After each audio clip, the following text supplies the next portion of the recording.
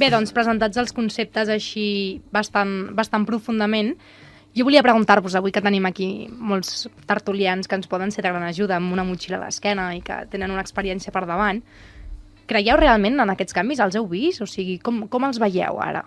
Perquè jo he dit que al final doncs, tens aquí una nova forma de fer les coses, que el fet que sigui una societat líquida i que hi hagi una crisi darrere doncs, que ajuda a reinventar-se. Us heu trobat en aquesta situació? Doncs sí. Jo, de fet, vaig fer un gran canvi. Jo he estat durant molts anys amb empreses multinacionals, a la mateixa administració pública, i un bon dia vaig anar a fer una missió a Guinea-Conakry.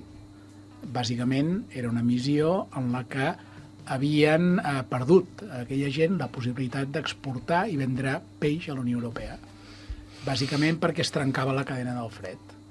A partir d'anar allí i veure com vivien, realment va provocar que hi havia un altre entorn, i una primera lliçó va ser com podem ajudar a aquestes persones, perquè a més sortia d'ells mateixos, a poder generar energia, tenint en compte que en aquest país hi ha 4 rius tan caudalosos com a l'Ebre, hi ha 450 quilòmetres de platja preciosa i no se li esgoten les seves fonts, diguéssim, de primeres matèries, no?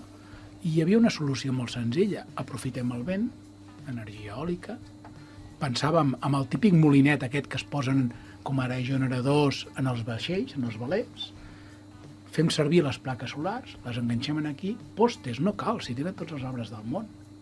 Fem servir els seus arbres, li posem una placa, li posem un generador, i aquelles persones poden tindre energia pròpia per fer, doncs senzillament, una piscineta, tindre peix i fer allò que es diu aqüicultura. I a partir d'aquí està generant proteïnes per a aquestes persones. Dius, hem innovat? Sí, clar que hem innovat. A partir d'aquí, quan vam tornar, vam dir, escolta'm, què més hi ha d'això en el món? I aquí surt un altre concepte, que abans no l'he comentat, que és la innovació oberta. Avui en dia, gràcies a FECAT, gràcies a les tecnologies, en aquest sentit, què aconseguim? Doncs aconseguim realment apropar el món a aquells que tenen una determinada necessitat i t'apareix la idea, no? I fruit d'aquesta situació han sortit i s'han posat en marxa alguns projectes d'emprenedoria que estan donant resposta en aquest entorn, no? I amb aquesta solució, que és una demanda, és a dir, que la gent pugui tindre proteïnes en unes zones amb les que no hi arriben, perquè els camins i el bosc i tot l'accés allà és demencial per arribar-hi, no? Fruit d'això, simplement és, al tornar cap aquí, vas dir, escolta'm, hem de canviar, hem de reenfocar també fins i tot la teva pròpia manera de viure, no? I aquí estem. Estàs dient una cosa molt interessant, que és fer front a un aspecte. Jo trobo que, si realment és aquesta la societat líquida de la que parlem, aquestes necessitats han canviat. Neixen noves necessitats a les que fer front, que Bauman, d'una manera o una altra, ho diu, que no som capaços de percebre ni de fer-ne front. Que per molt que vulguem i siguem prou intel·ligents i tal, no en som. Aquestes necessitats cada vegada són més grans. És que no sols han canviat, és que són canviants, és que en cada moment canvien, és que la realitat...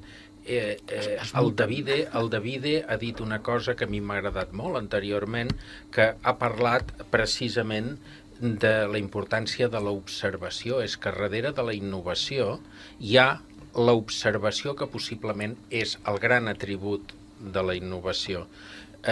Les necessitats cada vegada són més canviants i més contínuament canviants, i ens agradaria que el David ens expliqués una miqueta tot aquest pensament. Bueno, no, és que el que estava parlant el company, estava pensant experiència d'innovació hi ha moltíssima, però a mi, per exemple, una cosa que em crida molt i que estic coneixent últimament és tot el món del do-it-yourself, no? El món del do-it-yourself és fer-ho per tu mateix. Sí, que és fer-ho per tu mateix, ho deia perfectament, justament, gràcies, Júlia.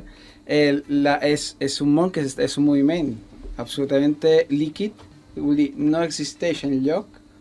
La seva forma de comunicació amb el món són els blogs, però hi ha bloggers que fan do-it-yourself, que fan fes-ho tu mateix, que tenen 145.000 seguidors, mouen una quantitat increïble de calés i quasi tot part de reciclar objectes que l'altra meitat de la societat deixa els punts verds, els contenidors, o deixa d'utilitzar, no? I això ha nascut bàsicament d'una situació de crisi, o sigui, ha nascut bàsicament gràcies a la crisi del 2008. O sigui, vol dir, tot aquest moviment de joves que tenen al voltant dels 20 i poco i 30 i tant, estan fent tot això, no?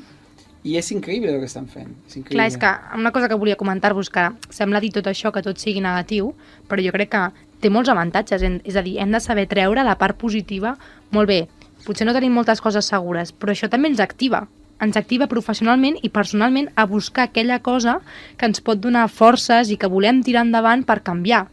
I això només passa en època de crisi o en moments extrems. Lo que sí és bo és que trenca un status quo, o sigui, trenca una situació en què la gent està massa acostumada a que hi havia una relació directa entre temps i calés. O sigui, vol dir que ja, i no sé si compartiu l'idea, però bàsicament el que estàvem acostumats i el que s'havia ensenyat a nosaltres a la universitat i les escoles era tu treballes unes hores i a partir d'aquestes hores tens uns calés. I aquest calés està garantitzant una qualitat de vida, una sèrie d'objectes i béns que pots comprar. I arriba a un punt que el temps és relatiu, és líquid, els calés són més relatius encara i el que compta ara és el valor que fas. No? Lo que val, la teva vàlua com a treballador, com a creador, com que sigui, es tradueix en calés. I més que passa és que la teva vàlua, el teu valor, el teu producte sigui acceptat dintre del mercat, més pot viure bé. I si no, pues, el fet que estigui 8, 10, 12 hores en un lloc no et garanteix viure.